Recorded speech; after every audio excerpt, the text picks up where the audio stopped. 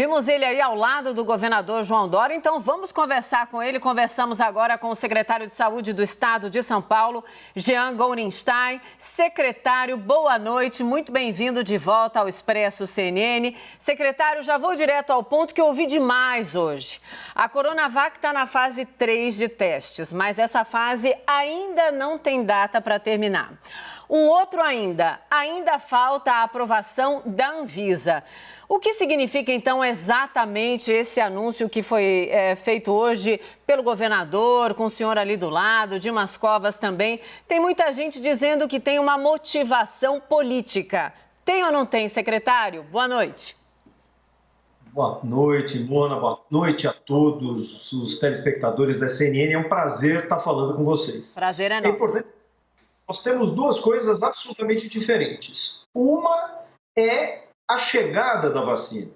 6 milhões de doses que já vão começar a ser entregue, como vocês mesmos colocaram, a partir agora do dia 20 de novembro, e elas estarão até o final de dezembro sendo trazidas para o Brasil. Além do que, em paralelo, os insumos que também foram autorizados pela Anvisa para que sejam, então, trazidos da China para cá, para que esses insumos permitam a formulação, o invase dessas doses, e esses insumos chegarão até no dia 30 de janeiro. Dessa maneira, o que nós teremos? Teremos as vacinas.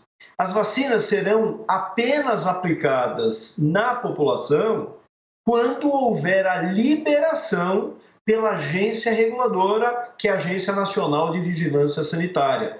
Quando que ela fará isso? Quando houver o término do estudo da fase 3, o estudo clínico, que está em andamento, está numa fase bastante avançada, mais de 10 mil voluntários, que são médicos e ligados à área da saúde, que se envolveram nesse estudo, já receberam as vacinas e estão indo bem, sem nenhum efeito colateral ou efeito reacional grave que tivesse impedido ou feito alguma interrupção nesse estudo. Então, a partir do momento que nós obtivermos alguns dados que são importantes, Mona, um deles é nós adquirirmos 61 dos voluntários positivados para a Covid. Aí é feita a primeira abertura parcial.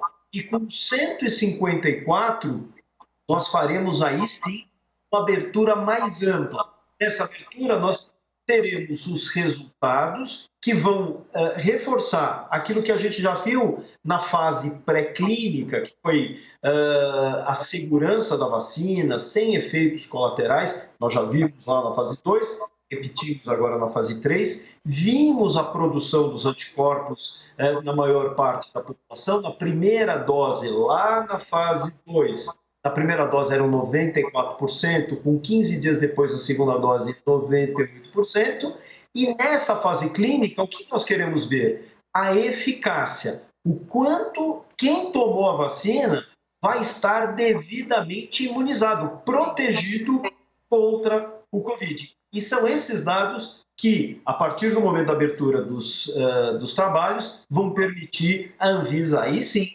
liberar para nós inserirmos a vacina no Programa Nacional de Imunização do Ministério da Saúde. Sim, secretário. Eu e o Daniel temos muitas perguntas, então eu quero pedir uma gentileza mediante esse contato que nós temos há muitos anos. Se o senhor der respostas um pouco mais curtas, a gente consegue tratar de vários assuntos. Vamos lá, Daniel. Tenho certeza que o secretário entende o timing jornalístico. Vamos lá, Daniel. Doutor Jean, boa noite a você que também nos acompanha aqui no Expresso CNN. Doutor Jean, a minha dúvida é, com tanta resistência do governo federal à Coronavac, à vacina chinesa, do Butantan, como quer que seja chamada essa vacina, a gente teve os dados hoje, os resultados da Pfizer com 90% de eficácia, mas não está aqui ainda no Brasil, nem no consórcio ainda também ela está inserida.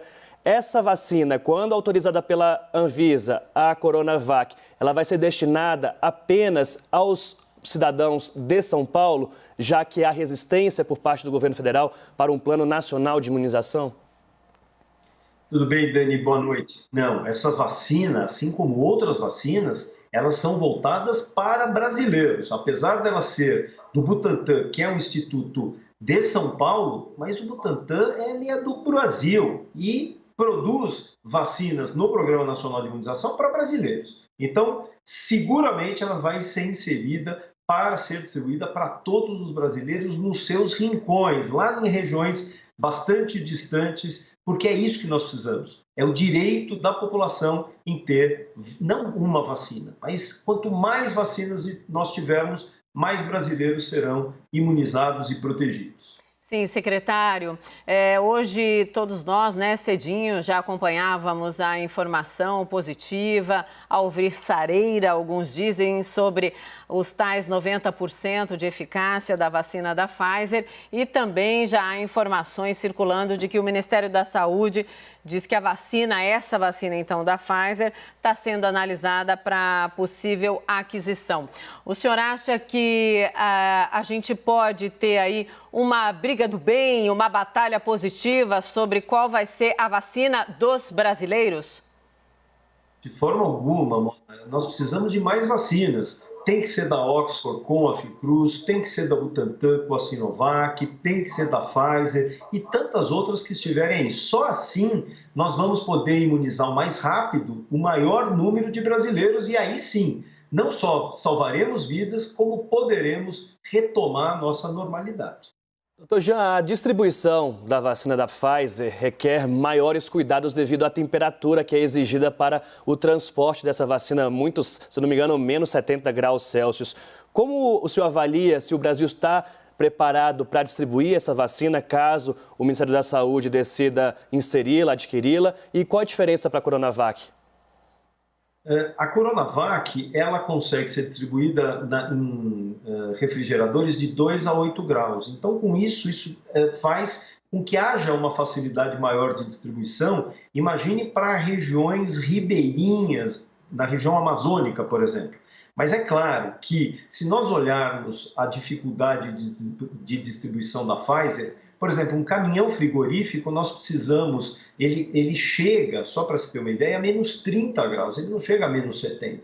Então, isso passa a ser uma dificuldade, o que talvez possa ser uma restrição do uso dessa vacina para grandes centros e uma distribuição da Coronavac ou da de Oxford para as regiões mais distantes, regiões interioranas que têm algumas dificuldades estruturais. Por isso eu reforço, não é só o número de vacinas, é a característica delas, permitindo então com que a gente possa acessar maior número da população de forma muito mais rápida e segura, sem perder o efeito da própria vacina. Agora eu quero fazer a pergunta não para o secretário, mas para aquele infectologista que já tratou de tanta gente, inclusive desta que vos fala, para a gente explicar bem, doutor Jean, a diferença entre eficácia e a tal resposta imunológica, que é o que tanta gente está perguntando, apesar dos testes ainda estarem acontecendo. Faça essa ressalva para a gente, olhando, claro, especialmente para a Coronavac aqui em São Paulo. Quando a gente olha que uma população, quando a gente falou, lembra que eu disse que receberam a primeira dose, 94% produziram anticorpos. Na segunda, 98%. O que significa isso? Que, vamos pegar, de 10 pessoas que tomaram a vacina, eu tenho quase 100% que adquiriram, que desenvolveram uma resposta imunológica. Ou seja, elas ativaram o sistema de defesa. Agora, quando a gente vai ver eficácia, eu vou ver se aquele sistema de defesa é protetor. Ele garante uma proteção, porque eu posso produzir anticorpos, mas ele não ser suficiente de combater uma determinada doença. Mas aí a gente vai avaliar, ele produz anticorpos? Produz. Esses anticorpos são capazes de proteger esse indivíduo contra a doença? Sim. E aí a gente vai ver quanto dos 10 que tomaram, será que 50% estão protegidos? 80%? Quanto mais proteção, mais eficácia, e aí maior a chance dele estar sendo usado para a imunização dos brasileiros. A gente considera, tanto a Organização Mundial de Saúde como a própria Anvisa já se colocou, se ela for eficaz em 50% pelo menos, já é uma boa. Por quê? Nós estamos no meio de uma pandemia e isso faria com que eu diminuísse o número de pessoas infectadas, diminuiria a circulação do vírus, mas tem um dado importante, eu diminuiria a gravidade de doença e morte. E é isso que a gente precisa dentro de uma vacina.